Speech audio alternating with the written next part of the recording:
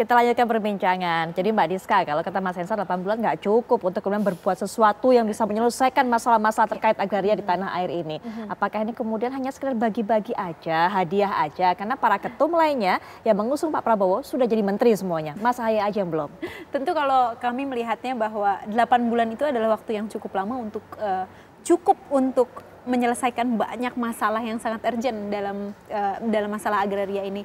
Masih ada tumpang tindih tanah, berapa banyak orang yang saat ini banyak yang belum mendapatkan haknya, hak atas tanah, hak ulayat dan segala macam. Dan menurut kami 8 bulan adalah waktu yang cukup untuk setidaknya melakukan yang terbaik untuk masyarakat saat ini, karena kita tentu tahu banyak sekali kita lihat di pemberitaan bagaimana ada masyarakat yang tergusur, ada masyarakat yang tidak mendapatkan hak-haknya, tumpang tindih tanah, sertifikat dan segala macam. Dan tentu itu adalah masalah-masalah yang sangat urgent yang kami yakin bisa dilakukan setidaknya dari masalah yang besar ini. Tentulah ada beberapa hal, ada banyak hal, paling tidak hal-hal urgent yang bisa kita lakukan selama 8 bulan ini. Paling tidak itu yang bisa kita lakukan yang terbaik untuk masyarakat, sehingga mudah-mudahan Partai Demokrat ini masuk ke pemerintahan, Mas Ahaye bisa banyak membantu masyarakat, utamanya di masalah agraria dan pertanahan. Gitu. Jadi bukan sekedar hadiah semata ya? Bukan dan ya? tentu kalau misalnya melihat masalah hadiah nih Bang,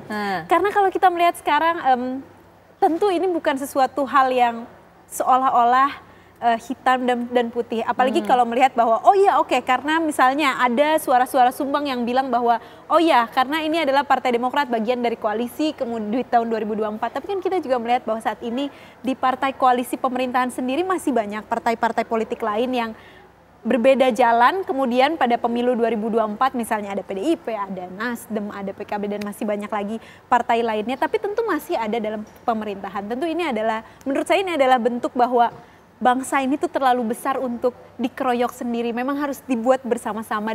Dan saya melihat bahwa ini adalah caranya Partai Demokrat untuk bisa bekerja sama, bermitra dengan partai-partai politik lain yang sebelumnya saat ini sudah ada di pemerintahan untuk melakukan yang terbaik untuk bangsa dan negara gitu. Jadi tentu ini bukan masalah hadiah atau apa, tapi tentu apalagi kalau melihat tadi CV yang dibacakan Pak Jokowi terhadap Mas Ahaye, saya melihat bahwa Pak Jokowi melihat Mas Ahaye sebagai sosok aset bangsa, bukan cuma ketua umum Partai Demokrat, tapi aset bangsa yang punya manajerial dan leadership yang luar biasa. Tentu tadi bahkan sudah dijelaskan sendiri sama Bang Hensat bagaimana CV-nya Pak Ketum yang luar biasa ini, yang kemudian tentu ini adalah salah satu young leaders yang potensial untuk membantu Pak Presiden begitu. Jadi kami melihat ini bahwa ini mungkin adalah saatnya Pak Jokowi untuk kemudian inilah saatnya mungkin Mas Ahaye membantu Pak Jokowi dalam pemerintahan. Apalagi kita lihat bahwa 8 bulan ke depan ini adalah masa-masa transisi yang krusial, yang mungkin Pak Jokowi banyak pekerjaan-pekerjaan rumah yang harus diselesaikan, dan melihat bahwa Mas Ahaye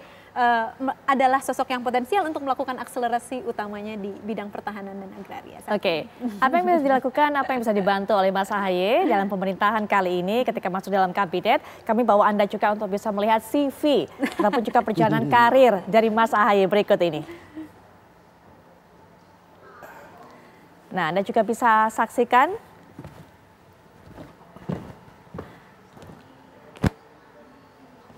Baik, kita lihat Agus Harimurti Yudhoyono lahir di Bandung 10 Agustus 1978. Nah, ini adalah pendidikan yang pernah ditempuh oleh Mas Ahaye, Akademi Militer, kemudian juga kita lihat Master of Science in Strategic Studies di Nanyang Technological University atau NTU di Singapura, kemudian juga mengambil gelar Master di Harvard University Amerika Serikat dan juga Master of Art in Leadership and Management di tahun 2015. Kita lihat kembali, itu adalah pendidikan yang ditempuh oleh Mas Ahaye, dan berikutnya bagaimana dengan jenjang karir yang pernah ditempuh oleh Mas Ahaye. 16 tahun di militer. Itu dia. Lalu memimpin Partai Demokrat dengan pasang surutnya. Betul. Bekal yang baik, dan Anda cukup yakin dengan hal seperti ini, bekal yang dimiliki oleh Mas Ahaye?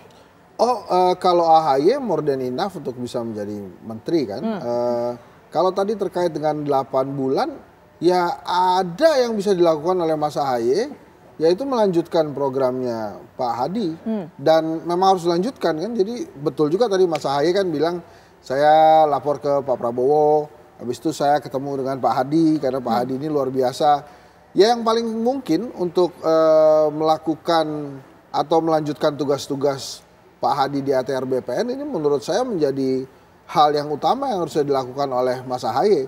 Karena kalau untuk membuat program baru mungkin waktunya tidak cukup. Tapi kalau untuk akselerasi percepatan penyelesaian program-programnya Pak Hadi atau menteri-menteri ATR BPN sebelumnya, ya bisa saja dilakukan dan bisa selesai mungkin di 8 bulan. Dan jangan lupa di ATR BPN ini kan salah satu kementerian yang punya wamen ya.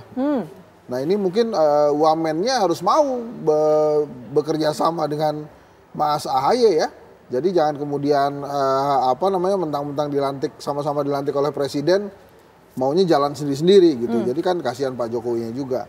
Jadi menurut saya strategis apa yang dilakukan oleh Pak Jokowi ya nanti kita lihat aja di sisa waktu 8 bulan ini apakah Mas AHY bisa memimpin percepatan penyelesaian masalah-masalah atau persoalan di ATR BPN. Karena salah satu yang menjadi poin penting janji Pak Jokowi kepada rakyat Indonesia yaitu ada di ATR BPN, ada sertifikasi, kemudian ada e-certificate juga ya. Jadi macam-macam hal yang dilakukan.